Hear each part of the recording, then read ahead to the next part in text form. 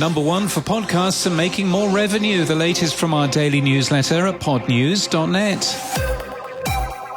iHeartMedia's podcast business brought in $69 million during the first quarter, 12% of the company's total revenue.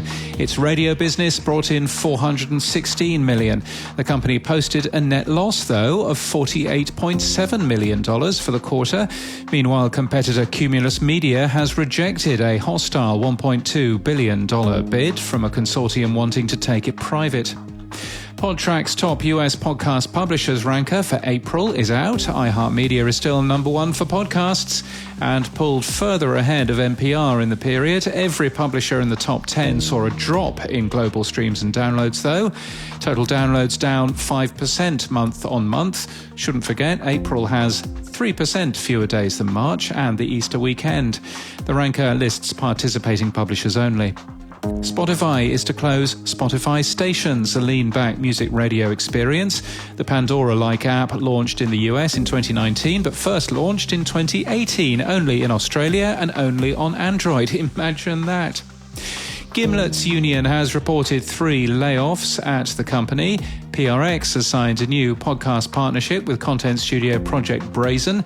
The new slate of podcasts starts with a podcast following the war in Ukraine. Business Insider has posted how much money a podcast with 60,000 weekly downloads earns each month.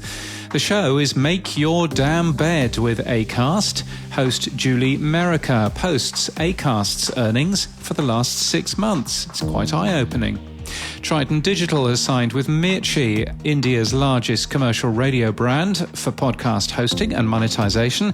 The company is part of Times of India Group, which publishes the largest-selling English-language daily newspaper in the world. There's one for a pub quiz. And Acast has signed with Lalo, an audience engagement tool.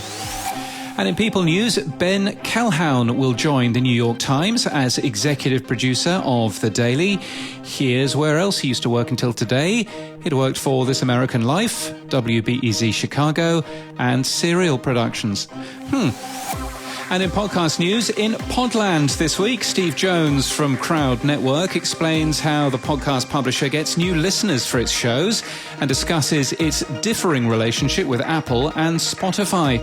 And after 5 years, musical fiction podcast It Makes a Sound has achieved nearly 1 million downloads and has spawned an original crowd-funded soundtrack album. A beloved story about a daughter and her mother. A new season launches this weekend, produced independently by creator Jacqueline Landgraf. And that's the latest from our newsletter. To read all the stories and subscribe, we're at podnews.net.